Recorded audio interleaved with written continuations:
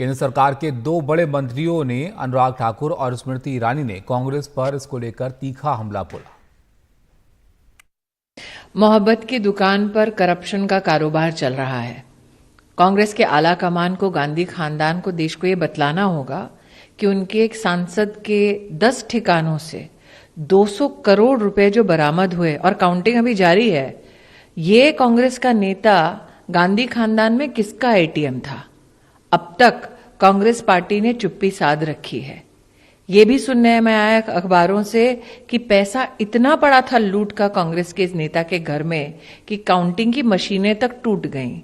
जैसे कि मैंने कहा, मोहब्बत की दुकान पर करप्शन का जो कारोबार चल रहा है, ये कौन है जिसका एटीएम बनकर कांग्रेस का ये नेता उभरा है?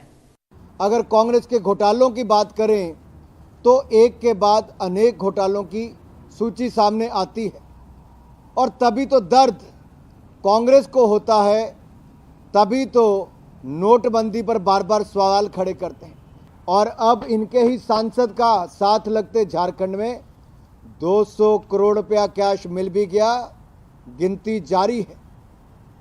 और राहुल जी और सोनिया जी, मेरा निवेदन ये रहेगा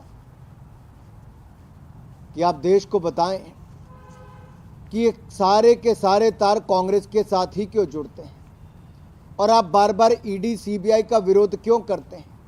अभी तक 20 कमरे जो सील हुए हैं, 5 ही कमरे खोले गए हैं और उस 5 कमरे में 220 करोड़ से ज्यादा अभी तक काउंटिंग हो चुकी है। 15 कमरे खुलने बाकी है।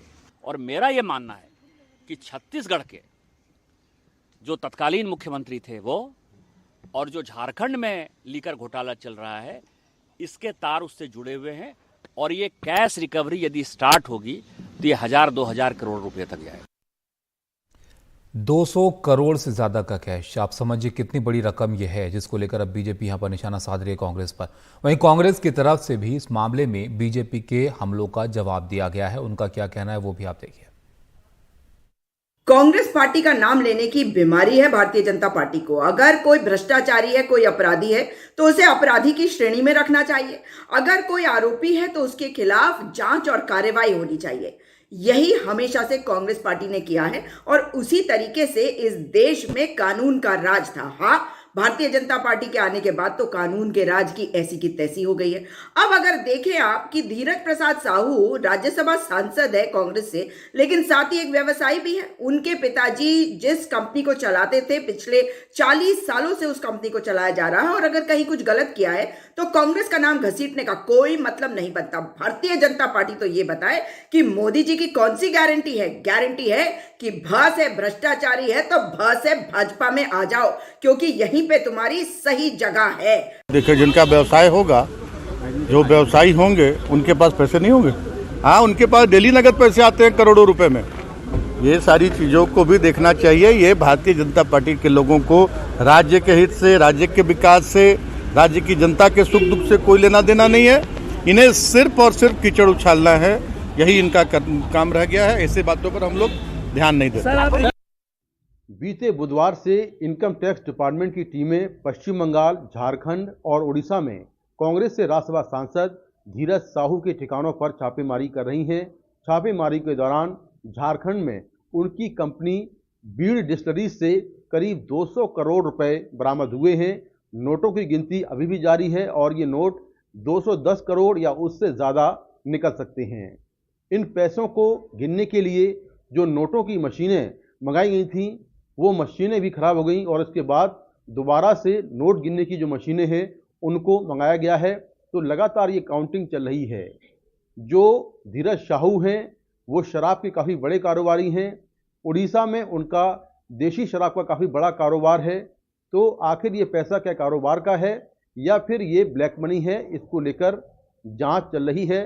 कई दस्तावेज बरामद हुए हैं छापेमारी के दौरान और धीरज साहू के जो परिवार के लोग हैं, उनके जानकार हैं, उनके ठिकानों पर भी छापेमारी की जा रही है। नोटों को भरने के लिए इनकम टैक्स डिपार्टमेंट ने करीब 157 बैग मंगाए थे और उन बैगों में ये पैसा भरा गया है। ये 100 और 500 के नोट हैं जो कि एक अलमारी या अलग अलग अलमारियों में वहाँ पर ये पैसा रखा हुआ था।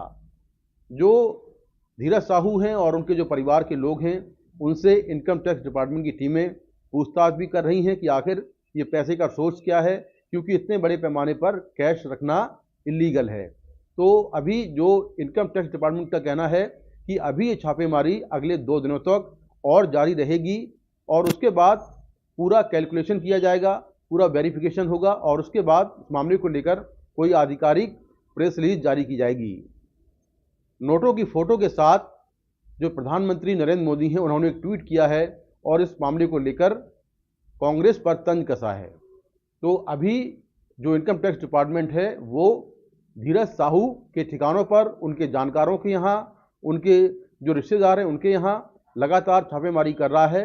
210 करोड़ रुपए करीब अभी मिल चुके हैं और अभी ये माना जा रहा है कि बहुत सारे नोट ऐसे हैं जिनकी गिनती अभी नहीं हो पाई है, तो ये आंकड़ा कैश का अभी बढ़ सकता है।